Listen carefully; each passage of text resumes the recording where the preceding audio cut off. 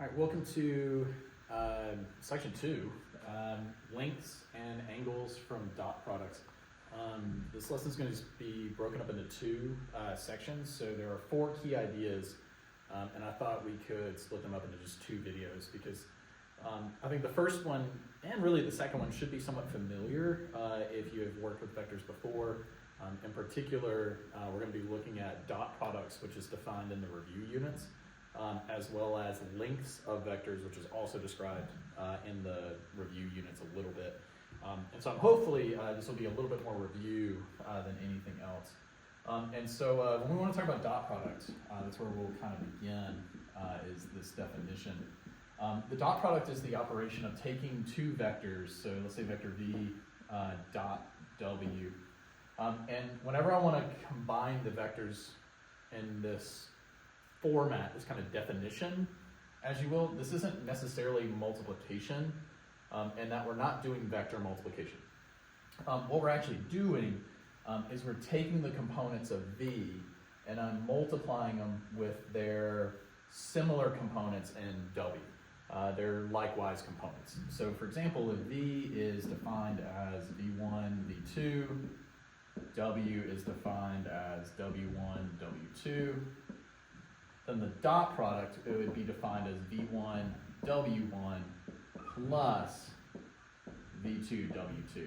And so we're multiplying their like components and then adding those results together. And so this is what is defined as the dot product, specifically if I have 2 vectors that have dimension 2. Now if I want to increase the number of dimensions, so let's say we wanted to take this to a dimension of n, then if v has n components, so this would go all the way to vn, w would have a similar construction, wn. Then if I want to do v dot w now, again I'm multiplying their like components still, I would have v1, w1 plus v2, w2 plus, and then this process would go all the way down to vn, wn. So you can kind of notice how with dot product, we can only really apply dot product to vectors that have the same dimension because we need to be able to multiply all of their like components. So you can't really take a dimension 2 and dot product with a dimension 3, etc. Like they have to match according to the definition. Now what gets kind of interesting with dot product is what it can kind of tell us and why we care about this kind of construction. So just to kind of help illustrate it, I want to go back to just a 2-dimension because I think that'd be a little bit easier to work with. I realize I do have an eraser, so I'm just going to use my hand. Let's say we had a vector v is defined as the vector, let's see, I think I have it in the notes as 1, 2. So 1, 2. This is my vector for v. Because it's 2-dimensional vector, we can draw it in 2-dimensional space. Here's my origin, so standard position, 1 step to the right, 2 steps up. Here's my vector of v. And let's say that I want to take v and I want to do the dot product with itself. So I want to do v dot v.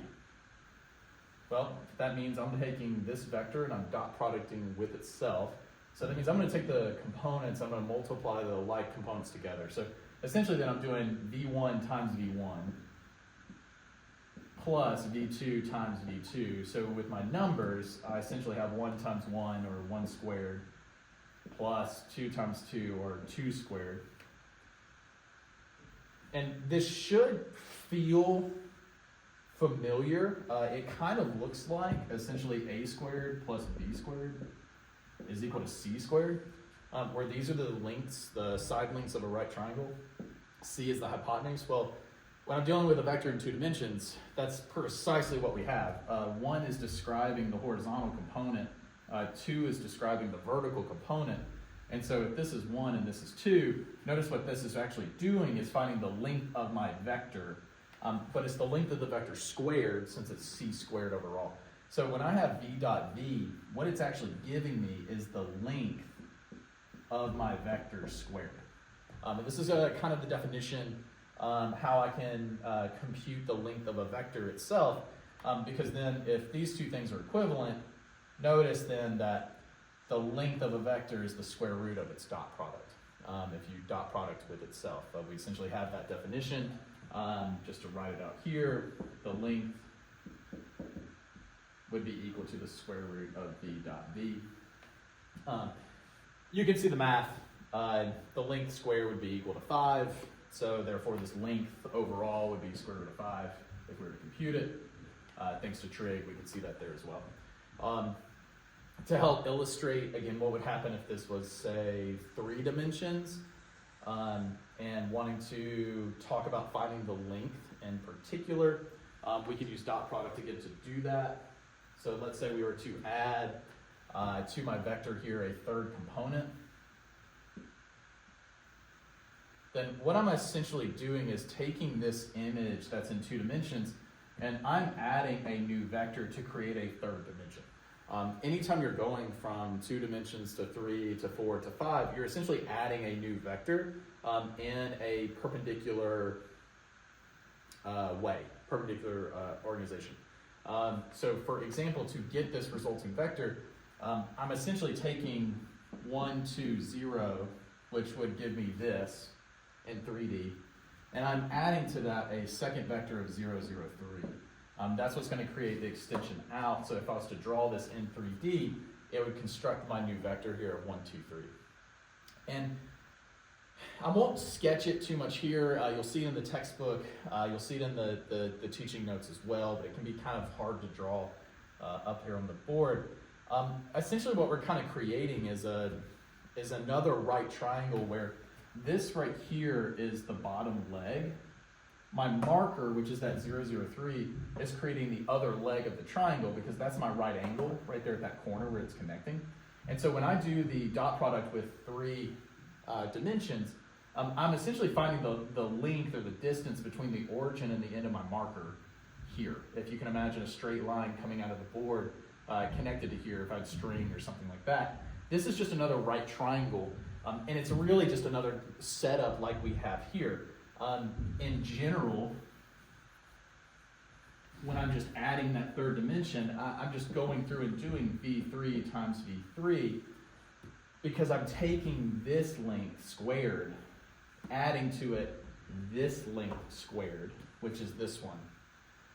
And so when I do this dot product with these numbers, you'll notice again it's 1 squared plus 2 squared. Again, this was that original length here squared, plus this new vector to make this into 3 dimensions squared. And so overall, this v dot v, even when it's in 3 dimensions, is still giving me the overall length squared in that direction. And so this definition would still hold, even if we were to extend it.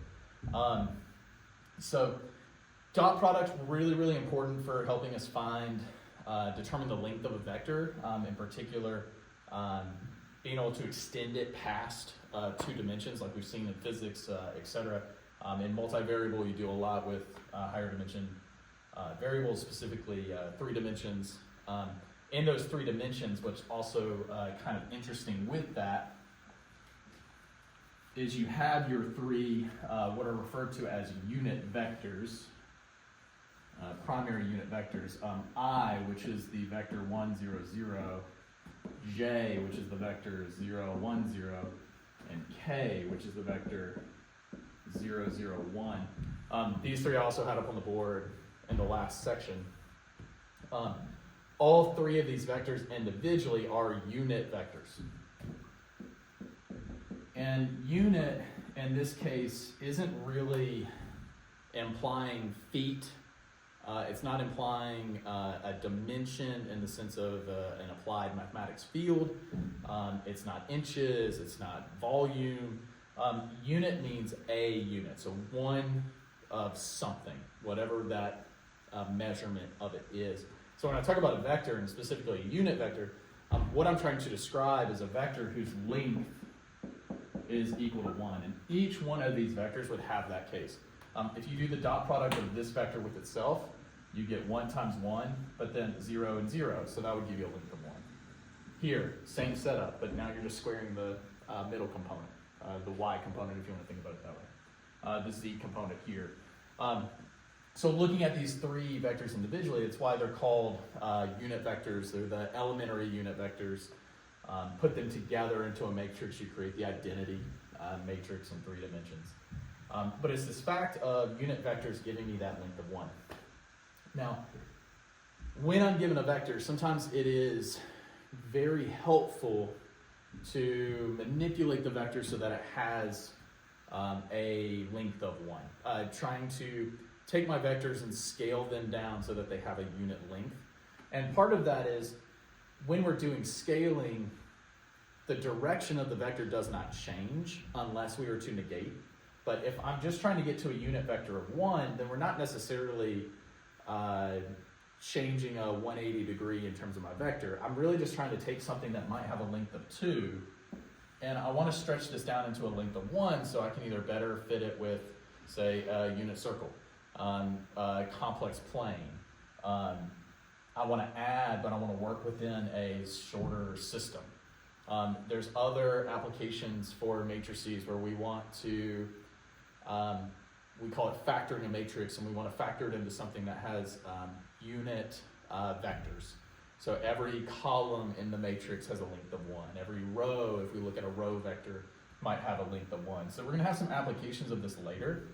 And so let's say, for example, we went back to our original vector of v.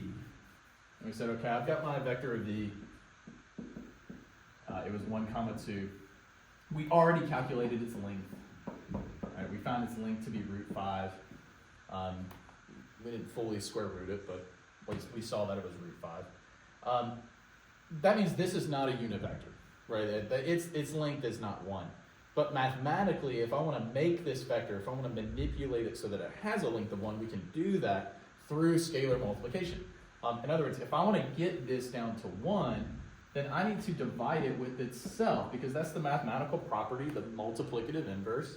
If I want to take a number and get it back into 1, I just need to divide by itself or multiply by its reciprocal. So that means if I take a vector that's not a unit vector and I want to make it a unit vector, then by taking its vector and dividing it by its length, whatever that original length is, this will always convert my vector to be a unit vector, which makes sense. Right? If this is a length of root 5 originally, if I divide it by root 5, it's going to shorten it. So now, in terms of the components 1 and 2, my unit vector would have components 1 over root 5 and 2 over root 5 without doing any kind of rationalizing, etc. This now has a length of 1 if I do its dot product with itself. And so that's another kind of application of dot product. 4 dimensions, you can see an example in the notes with that. We see the conversion. And you'll see one more example of dot product and essentially showing, really how you can calculate, and you see it in terms of sine and cosine, but I paused because I was thinking about we're gonna dig into angles between vectors, and I don't want to mix up the two, because essentially the theta, the angle in that last example, is more so relative to just the angle of the direction of the vector u. It's not really comparing the angle between two vectors. So this is dot product. This is how we can take a vector and change it into a unit vector, and it's really answering the first 2 key ideas for this section.